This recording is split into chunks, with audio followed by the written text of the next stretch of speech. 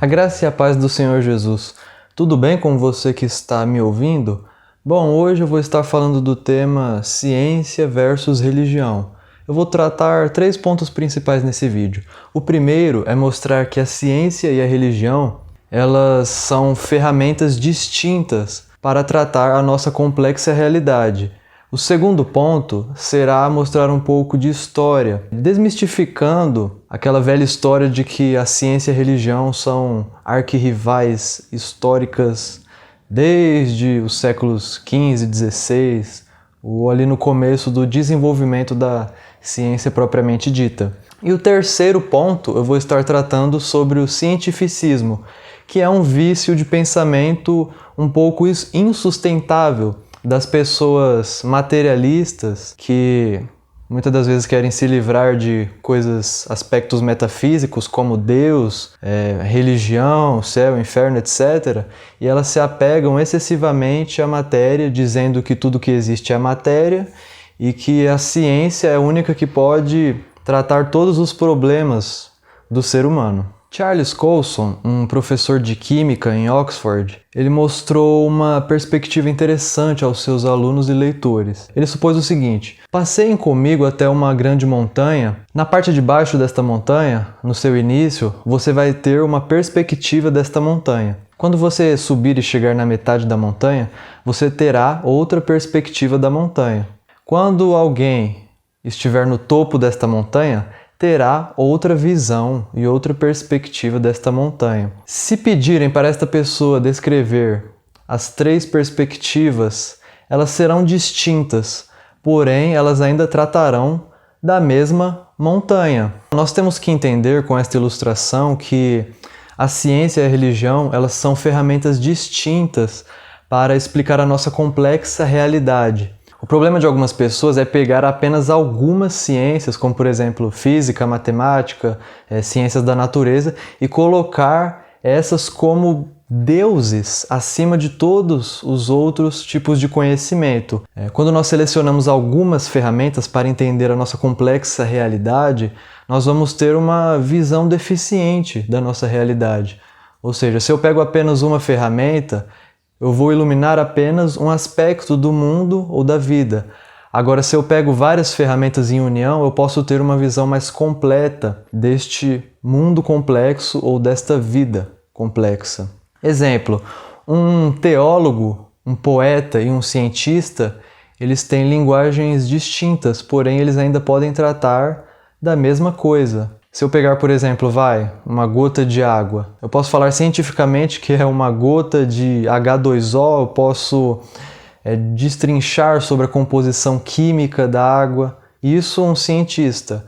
Agora, se eu pegar, por exemplo, um poeta, ele pode falar dos aspectos belos da água, ele pode falar da forma da água, ele pode falar esta maravilhosa gota é suave, cristalina. Percebe que os dois, o cientista e o poeta, eles têm linguagens diferentes, porém eles ainda estão falando da mesma gota de água. Se eu pegar uma visão complementar do cientista e do poeta, eu tenho uma descrição melhor da gota de água. E trazendo isso para nós, para a nossa realidade, pegando várias áreas do conhecimento, tanto um teólogo, quanto um poeta, quanto um cientista, ou qualquer outra área, filosofia, história, eu consigo uma descrição mais completa da realidade. Lembrando que cada uma das perspectivas é válida, porém incompleta para descrever o nosso todo. Um famoso estudioso chamado Werner Heisenberg, ele diz que não é possível falar do método científico propriamente dito, pois cada ciência ela desenvolverá os seus próprios métodos de pesquisa. Eu vou ler uma citação dele. Ele diz o seguinte: precisamos lembrar que o que nós observamos não é a própria natureza em si, mas a natureza revelada por nossos métodos de investigação. Ele quer dizer que nós não conhecemos a natureza em si, mas o que nós conhecemos é o que nos é apresentado pelos nossos métodos de pesquisa ou até mesmo pelas nossas percepções. Isso aqui lembra um pouco o filósofo Immanuel Kant, que desenvolveu o conceito de coisa em si, ou de fenômeno. Bom, um historiador da ciência chamado Thomas Dixon, ele diz que o mito, que o conflito entre ciência e religião é algo que vem historicamente lá de trás, foi um mito inventado nos anos de 1700 pelos pensadores racionalistas e que foi propagado ali pelos pensadores vitorianos ali nos anos 1800 e chegou até hoje alguns estudiosos céticos e ateus que na verdade só reproduziram uma mentira que vem aí de mais de séculos. Eu vou estar lendo uma citação de um historiador da ciência também chamado Colin Russell. A crença comum de que as relações reais entre ciência e religião ao longo dos últimos séculos foram marcados por hostilidade profunda e duradoura, ou seja, por um conflito,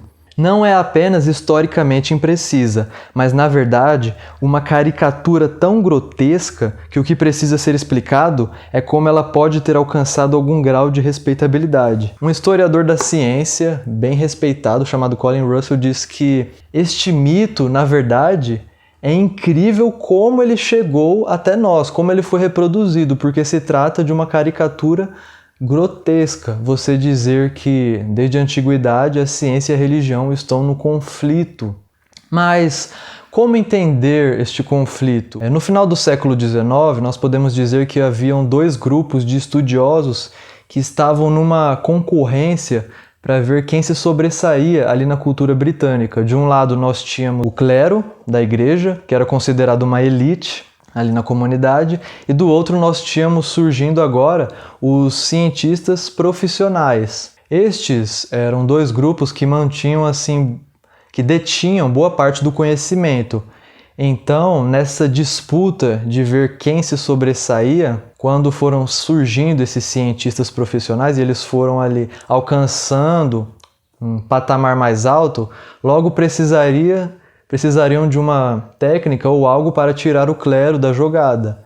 E esta seria uma estratégia muito boa, inventar, este conflito. Mas muitos historiadores da ciência já desmistificam isso e, na verdade, dizem que a igreja e a religião foram fundamental para o estabelecimento das ciências, para o estudo, para o avanço científico. Nós vemos isso até ali no começo da Idade Média, quando a Igreja Católica fundou as principais universidades do mundo. O nome do vídeo, no meu canal que eu trato um pouco sobre isso, é Quem Criou Deus? Quem quiser, acesse aí o Progresso Teológico. Bom, o que é o cientificismo? O cientificismo, ele é um vício de pensamento em que a pessoa acha que a única via para o conhecimento é a ciência, ou os métodos empíricos, testes de laboratório, etc. A única forma pela qual posso obter conhecimento, ou ver se algo é verdadeiro, é pelos testes de laboratório e pelos métodos empíricos. Este é um pensamento um tanto insustentável e errôneo, porque se você for ver historicamente, a mãe de todas as ciências é a filosofia.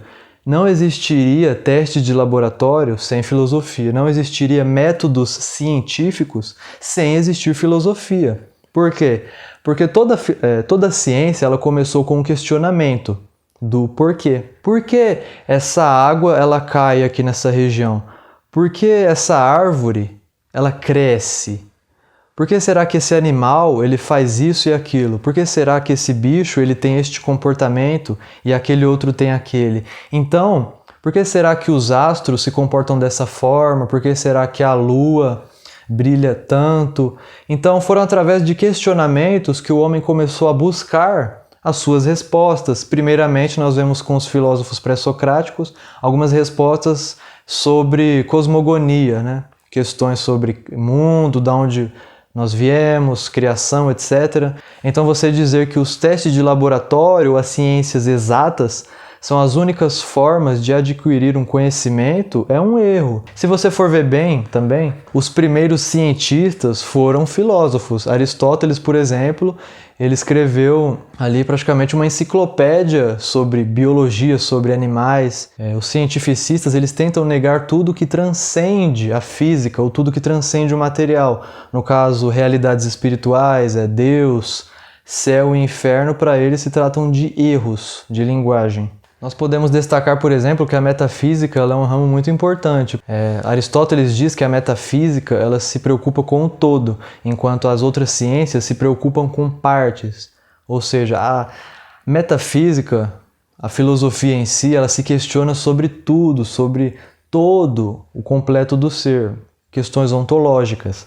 Já as outras ciências elas vão estudar por partes, por exemplo, a psicologia vai estudar questões da mente humana, a biologia vai estudar questões da vida no geral, a física vai estudar fenômenos como força, velocidade e etc. Um ponto importante é que a ciência, por exemplo, não pode provar tudo.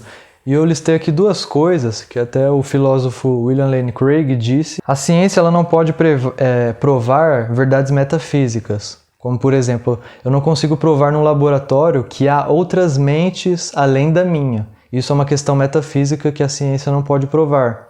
A segunda coisa que a ciência não pode provar são questões estéticas. Como eu posso provar que algo é belo ou não através da ciência? A ciência não consegue, através de um teste de laboratório, me provar que certa coisa é bela e que outra não é.